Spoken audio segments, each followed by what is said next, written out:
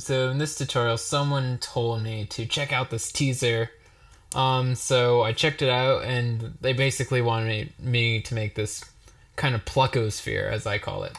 It's basically a pluck with a ton of reverb and things like that. So it's not too hard to figure out, but I think it was easy enough to kind of get really close. At least close enough in my ears. So if you want to get a little bit more perfect, all you gotta do is just tweak a few settings to get it right.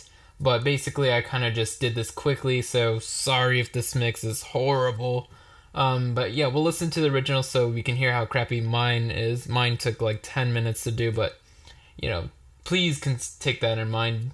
So let's hear the original. So listen out for that pluck. This is the original. Hold on. I gotta say, Oliver is really sick. I mean, I love all his stuff. Really sick. That's a go-to guy for this kind of stuff. So that pluck right there, I'll now play you mine. Yeah, let me just solo the pluck. The pluck is the only thing that sounds cool in this. So that's the pluck, and if we listen to the original.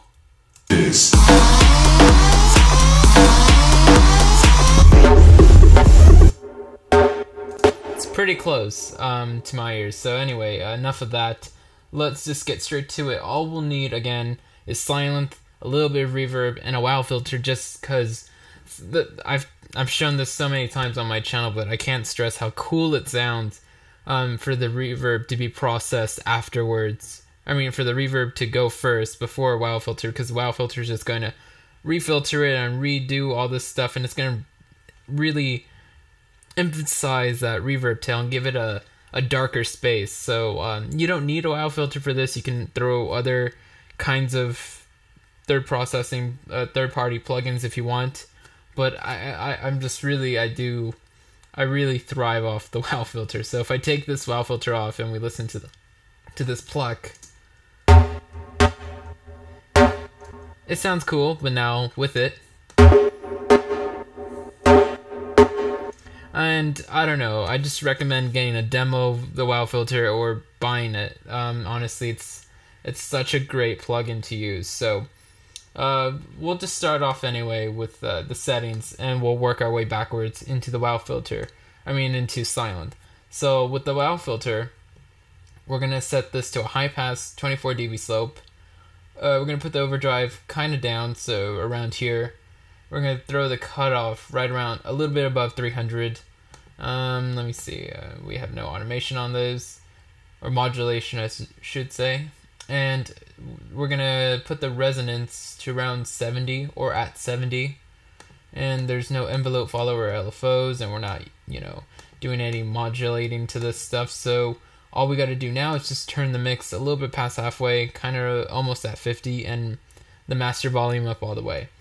So very simple settings there. And with the reverb, I just use the stock Ableton reverb, but if you're using another reverb or in another DAW, all you gotta do is kind of just get a few settings similar. So decay time around 1 second, 1.07 is what I have. And dry wet should be fairly low, so 17% on this reverb for dry wet is still low, but it's still giving you enough to hear and work with. And then I brought down the diffuse to negative 4.1 dB. And no pre-delay. I did turn on the low cut. I think it's good to low cut and high cut as much as you can.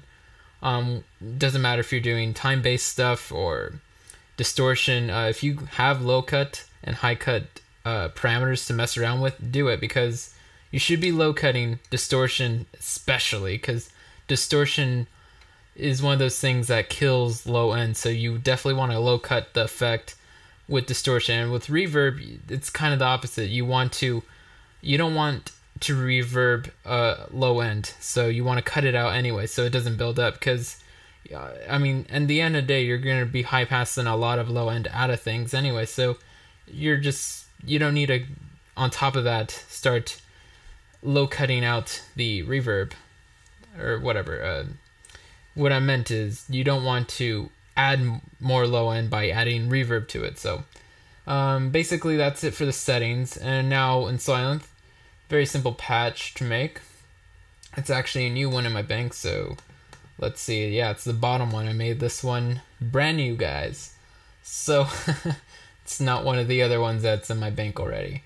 So let's get started. We're going to go menu, initialize. We're going to now start on part A, oscillator 1. So we're going to bring this down an octave first off. And let me see what notes I'm playing here. So I'm playing an E2. I'm not sure if the song's in the key of E, the original, but you know, I'd base mine off of E. So I'm playing around octave 2.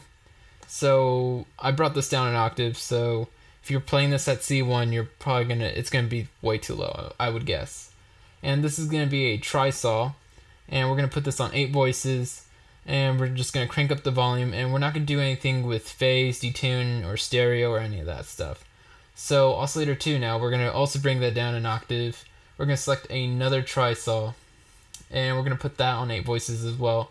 I brought down the fine tune just a little bit at negative 0.09, and I also think on the first oscillator I brought the fine tune up to 0.07. And let's see, the detune in oscillator 2 is at 4.19, almost 420.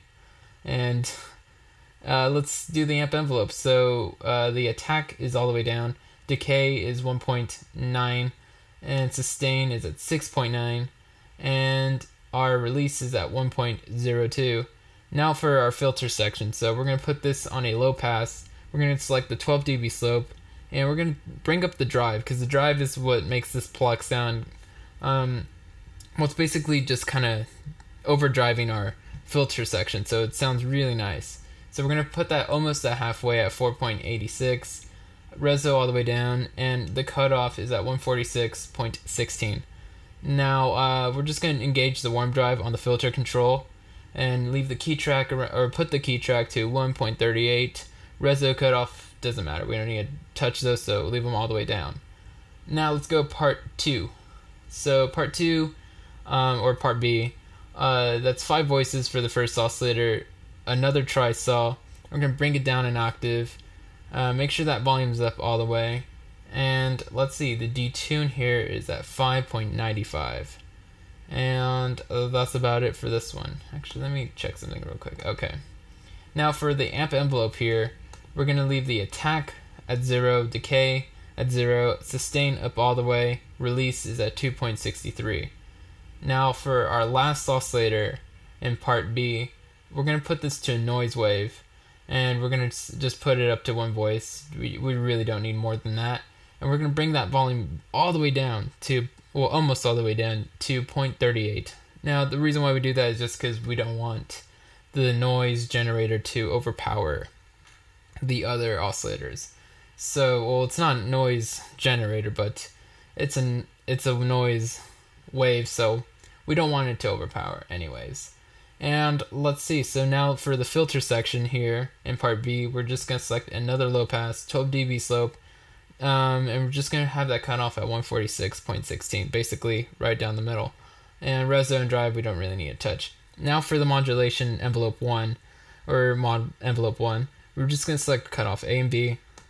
We're going to bring it up all the way to 10 for the amount, and attack will be all the way down, decay at 2.18, sustain at 6.72, and release is up all the way.